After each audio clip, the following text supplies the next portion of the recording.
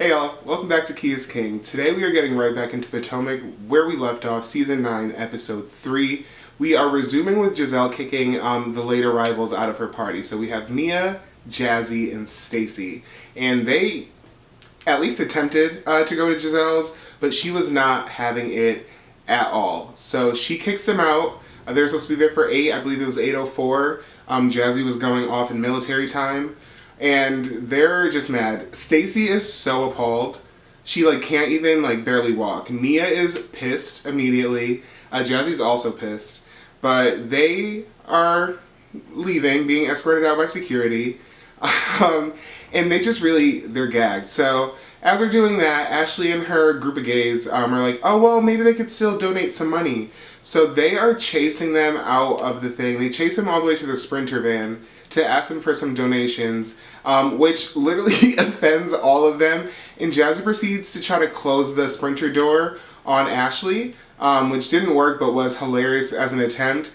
And so they're all offended, Ashley and her friends. And Jazzy's like, Ashley, go to bed. You have bags under your eyes. So not only did Ashley chase them down for a donation and get denied, she was also told that she had bags. So that was very funny. And Ashley lashing is funny anytime we can get one. And the cherry on top in all of this situation is that Mia is so mad and talking shit about Giselle that she calls her furniture Willy Wonka-ass furniture.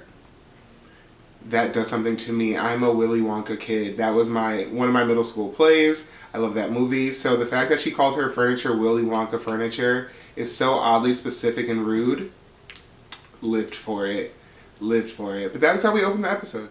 We move on to the next day, and apparently Stacy is hosting a few of the ladies at her house after the aftermath of getting kicked out. So we start with Jazzy, who gets there. They're kind of recapping, and that's cute. I'm really loving the new girls. Let me just say that first and foremost. Stacy and Jazzy they're good. They're what we need for Potomac.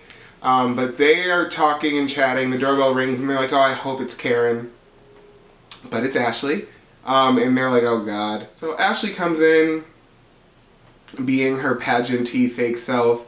And I don't know if Stacy leaves them to go get the door for Karen, which I think she does. But Ashley and Jazzy quickly kind of recap the night. And she's like, oh, I'm sore. Ashley's like, I'm sore from the door slamming on me yesterday.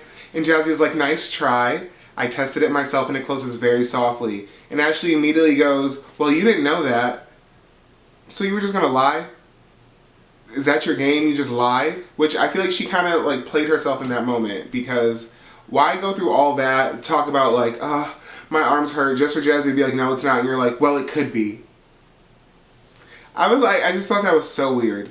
But they're getting into it a little bit, but not seriously too much, but it was just kind of it was a short, quick thing, but they were both very honest with each other, both very blunt with each other, so it was fine in that regard. But Karen hears this coming in, after she's been kissed by Stacy's dog. And Karen comes in boiling hot. She's not even a little hot. She came in screaming, what the is going on? But she was screaming she was mad, to the point where Ashley's like, what is the energy? What is going on? Once again, I already told you guys on the last time, Karen's energy is so weird this season. She seems to be downright just disruptively delusional, I'll call it. Usually Karen's delusional, it's all funny and games and haha, but she's doing some weird fucking shit. But she comes in screaming about what the F is going on, and Ashley's like, what's going on with you, girl? And so that leads them into getting into it, because Ashley gave Karen Uber cards as a part of her messy ass gift basket for her birthday, because Karen got the D, U, and the I. And so Karen's checking her for that and coming at her. Ends up making fun of her bunions, because Ashley does have the most gnarly bunions that Bravo has probably ever seen, honestly. And so Karen comes for the bunions. She called them humans or aliens or something on her foot. Ashley proceeds to put her foot in wedge onto Stacy's countertop, her marble countertop in her kitchen. And I think this is the first time Ashley's even been at her house. So something's not right in Ashley's brain, because But Stacy in her confession was talking about Ashley is beautiful from top to ankle. Hilarious. And I don't know, something about the whole scene was just giving me the ick. I just don't know. Like, Karen and Ashley were like, I don't know, when you're a seasoned housewife, I feel like sometimes you just like know what to do to like be a housewife. And something about it they were both like acting, faking, fronting, like to make the scene work. But it was whatever, because Ashley's like laughing as Karen's cursing around. She's like, stop, you're making me laugh. Like, it was... And the only other thing worth mentioning in the scene is that Stacey is demanding an apology from Giselle at this point. She is offended, she does not get kicked out of places, and she needs an apology. So, I'm sure she'll get one. Next we move on to a scene of Wendy and her mom, and I believe her daughter, the Generations, are cooking. Because Wendy's mom, I guess, just thinks that Wendy doesn't cook for her family or like nourishes them. So they're cooking. They're talking about how Eddie's father, which is Wendy's father-in-law, called to wish her a happy Mother's Day. Now this is a big deal because they do not speak and haven't spoken to them since they got engaged almost like 15 years ago. We find out, probably again, felt new to me because my retention game is like sometimes. And we find out that Wendy's mom and Eddie's mom were best friends but fell out due to the engagement of the two, which later turned into a marriage and children. They had seen each other at one of the baby's christenings, and the mom Eddie's mom did not want to hug Wendy's mom. So Wendy's mom was like, I just won't try to hug her anymore. I just won't talk to her anymore. Please invite them. And she was like, if she tries to come for me this time, like, I'll, I guess, mess her up in the name of Jesus. I don't know. But she was being petty in the name of the above. And it was, that part was funny, but it was a cute little quick scene. Not even that cute, honestly, because it was, but mom stole the scene in that one. We then move on to a quick scene with Kay, her mom, and Kay's man. Now, Kay's mom looks like her sister, could potentially be her competition, and was acting like a co-conspirator as well. I couldn't tell if she was like flirting with the man, like the man, was plotting on the man's money low-key, but like mom was young and cute and getting it still. So they are, I don't know, something about it, about Kay gives me that she's bringing a real, raw, actual person to the show. Like I told you, I think in my last video, that she's a little ghetto to me, but like, I love that. That's like relatable. She's like clearly a businesswoman. She's smart, she's savvy, but she also has a side to her that's just like down to earth and real still. And she's not afraid just to kind of be herself and just, I don't know, there's something very genuine about Kay. But her mom gives me like old school, used to be in these streets, could still be in these streets with her daughter, because mom looks good. I'll say that. But they were just talking about the business a little bit, I think, and just like the family life. Oh, mom wants them to get married. Mom's very focused on the ring. Mom's like, where's the marriage at? And so, makes sense. But the man comes in and we're finding out that he's divorced with 3 children. And so Kay's coming into that situation. And so she's just a little insight to her life. Quick, cut and dry. But like I said, mom is mom slash a few things in my book. But that was very, very funny to me. We then move on to Giselle and her daughters, and they are getting ready for some type of homecoming or prom. They are seniors in high school, so Giselle's very close to being an empty nester. Her oldest and other daughter, Grace, just went off to college last season, so the girls are next. She has twins. So they're getting ready, and Giselle opens the scene with saying that she did some reflecting, and we love the reflection and the accountability of it all, but she's realizing that she's mad at Karen, and she's not mad at the ladies for being late to her event and that whole happening. So she plans to apologize, which the women don't do that much, so it's good to see her kind of acknowledging that right away. But they move on to the scene of them getting ready, and not only is Jamal coming, he's here, Gucci down to the socks, as Giselle's saying, and he is there to send off his daughters to this dance. And he has weird energy. And most religious men do. I definitely won't say all, because that'd be a stereotype, but a lot of them do, in my experience. So his weird ass energy seems very fitting. He just seems like a weird dude. We know he likes to play hide the pickle, once again, as Giselle said. So once again, a religious slut pastor. Confliction. But we know that Giselle has a gay best friend, Cal, who's frequently featured on the show. And we learn, well, I learned, because it could have been recycled information, but it felt new to me. So I learned that Jamal is the reason that Cal and Giselle know each other and introduced Cal to Giselle, and they were friends before. Should I say my favorite I word? Starts with an inter and ends with an esting. So yeah, just interesting. I wonder how well he knows the rest of his congregation on both sides, allegedly. I don't know if the pastor still watches YouTube or not, but so he's there. They're talking about going to Pound Town, and Giselle's like, "What's Pound Town?" As if Giselle don't know what Pound Town is. Girl, we know what town you're from. But that was quite the scene. They just sent them off to have fun, decided their curfew, yada yada. I also mentioned that Jamal has a girlfriend now, and I'm sure he has plenty right now. Then move on to a scene with Mia and her short man, Ink.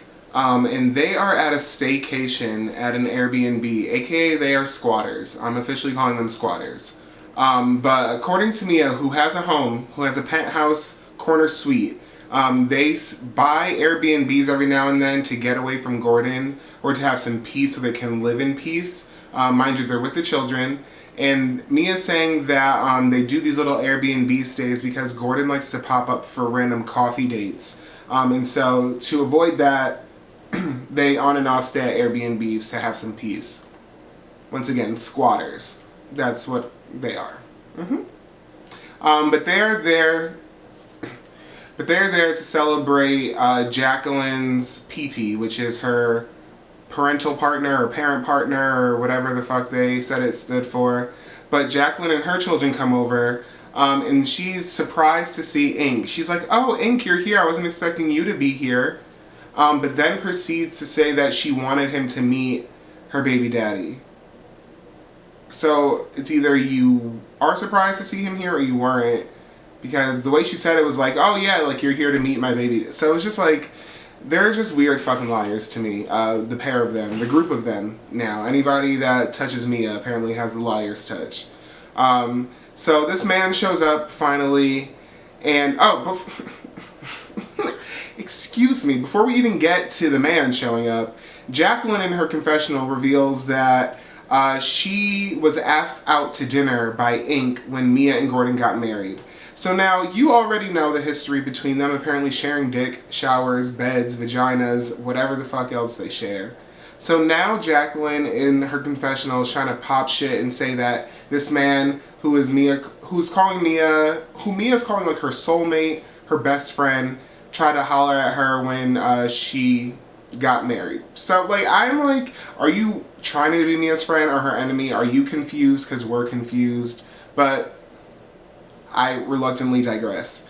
We move on to this man coming, and Mia is just messy. She loves things to be open to weird interpretations. So he comes in and she's like, "Oh, PP, like, hi PP, blah, blah, blah, blah." And so Ink, I'll give him one thing. He's asking questions in the moment. He's like, "Did I hear you call him PP? Like, what's that about? Like, why you call him PP?" And so that's when they do the whole parent-partner thing, and they're co-parenting, and blah, blah, blah, blah. And then, of course, Jacqueline has to go, and he has a big pee-pee. Like, these bitches just love to, like, fucking suck each other and each other's thing. Like, just call it what it is and be in a big-ass open relationship and just shut up already. God. So, as this weird little scene is going on, the women leave the kitchen to leave the men there. And so, PP asks Ink, like, "Oh, do you have kids?" Because Ink's talking about, like, "Oh, your kids look just like you." And so Ink goes like, "Yeah, I have kids." And then seemingly, it could be editing, but seemingly like looks over at like Mia's son and is like, "Yeah, I have kids." And starts talking about like how great having kids is. I'm gonna hope he has other children and is not talking about this boy, because it's getting weird. It's getting real weird. Like, they must have made some blood oath when they were teenagers to be weird ass dumb asses together forever no matter what, because they're both giving weirdo. But they are doing that. They transition to the men coming back over to the women, and they just start like talking shit about Gordon. And shout out to PP, because PP's the only one that's just like, "Hey, he's going through a lot. It has to be hard. Like, give him some grace." But they're really trying it. Like, Mia is trying her damnedest. She's trying her damnedest. I'm convinced she's trying to get, like, she's trying to really get somebody hurt in all of this. I swear. Who's gonna get hurt? To be determined. But somebody's gonna get hurt in all this, the way Mia's going. We move on, unfortunately, to Stacy and her man TJ from the Parkers, which is officially his government name, TJ from the Parkers. So they are going to the gym, and so this man, TJ, is either very, very fucking gay or very, very fucking paid. Like, meaning he's an actor, because he comes in, is very uninterested in Stacy, seems like, is damn near giving a TSA pat down to the trainer of the gym, commenting on how big he is. Just like, sir, that's something I would do. Like, if you don't pick up your jock strap and calm the fuck down. He's very, very into the trainer, or knowing how they know each other, seemingly. Then he makes it very clear to Stacy that he does not want to sleep with her at all. I think they were talking about big balls, like, in the gym, and he was like, every black man loves big balls, which, pause, sir. Once again, that's something I would say. What do you mean? What do you mean? What is going on? So, he says on a scale of 1 to 10, he wants to sleep with her at a K, which is clearly not a number, meaning he has zero interest in sleeping with her.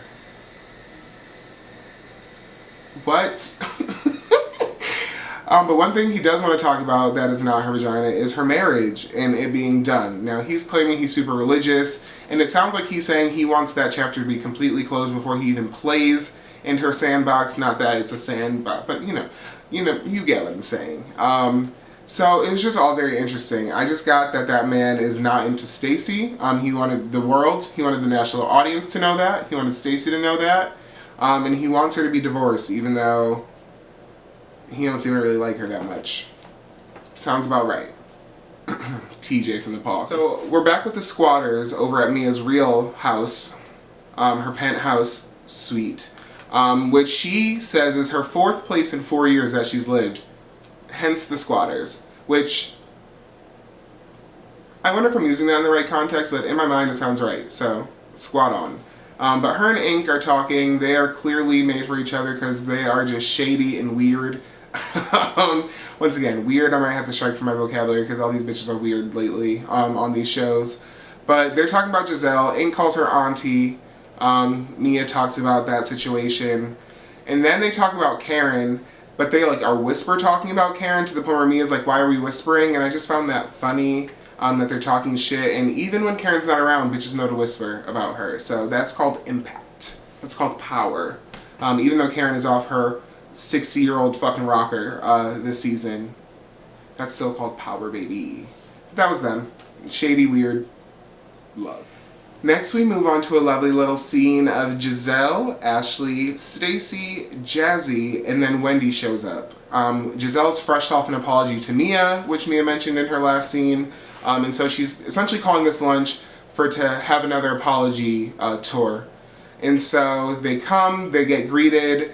Jazzy and Stacy immediately are just like, oh, you're saying hello, you're being nice. Like, this is such a nice difference from the last time we saw you. They were immediately just engaging. They're like, oh, we're going to talk about it. And Giselle immediately apologizes. Now, once again, if you know Giselle, she does not often do that, if ever. So the fact that she's apologizing, she's really playing her about face well this season. She's really playing it up. She's really being smart and strategic, and possibly genuine in a lot of places too. So kudos to Giselle. But she apologizes. Wendy then shows up at this point, and Wendy is baffled. Wendy's like, Giselle apologized? That doesn't happen. So she's genuinely shocked. So they're going on, they're having conversation, and then we have our first little spat with Stacy and one of the girlies. She's starting to engage like actively now. So they're talking about Stacy's divorce, and Giselle's like, you seem sad about this. And so in efforts to try to prove that she's not, Ashley opens her big forehead, which contains her mouth and her brain and everything else. And she lets the table know that Stacy's moved on. Stacy's got a boo. And Stacy was like, bitch, whose business are you telling? And Stacy got mad. She really did. And Ashley was so shocked, but Stacy's like, look, this is my business. me and my husband are popular and we are known, and I don't want people just thinking I'm out here being like a sloozy, which Ashley, once again, hoes be telling on themselves. Ashley's like, girl, just say you got a new dick, it's fine, like, blah, blah, blah, blah. But Ashley doesn't get what she's done, and Stacy is upset that Ashley is offering her business before she gets a chance to, which is valid. But that's how that scene ends, with Stacy in an uproar, a quiet uproar. We then end the episode with the women traveling to North Carolina for their first cast trip of the season, and they're all doing their thing. It's Wendy's birthday during this trip, so Wendy just wants everyone to be on their best behavior so she can enjoy her day. She keeps telling them it's not about them, it's about her. So they're traveling, they're doing their thing. They get to where they're going, they get to North Carolina, and they're split up into different cars. Giselle ends up being with Wendy and Jacqueline in her car. And so they're talking, and Giselle is just going on about how she's really enjoying Wendy, and she's so shocked, and she can't believe it. But once again, you need a best friend, bitch, and we know what you're doing. So she's enjoying Wendy, she can't believe it. Joy to the world. They move on. Oh, mind you, Stacy's not with any of these ladies because she had a family member that died in a plane crash or an aviation accident, and she does not fly for the entire month that they are doing this trip in honor of her family member. So she's driving down by herself. Not really that important, just a detail, because you know this is a full review show, so we got to get some of those details in there. And that's fine. We move on to Mia and Karen, who are in one car by themselves, and Mia's essentially trying to take this opportunity for Karen to own some accountability in her DUI situation, and Karen is just flat out refusing. Mia just wants to say her to be like, hey, admit that I did something wrong, I got into a fucked up situation. Karen will not budge. And Karen's like, you can kind of look it up, and Mia's like, well, it's going to be on the internet, Karen, like, you know that, right? And Karen's just not taking the bait, she's not biting. Karen reveals some information when you read in between the lines, and it was kind of quick, but she essentially was just like, I've been my family's soldier, and in that moment, like, I broke, I snapped, but she wouldn't go past that because she said she didn't want to incriminate herself. But it sounds like Karen is feeling the culmination of being strong, as what she perceives to be strong for her family, and it's all coming crashing down around her. So that's a little insight, but the episode ends there on a cliffhanger with Mia and Karen in the car. And that was episode 3. I will be back very soon with episode 4 of Potomac, so please stay tuned. As always, don't forget to comment, like, and subscribe, and I will see you very soon for the next one.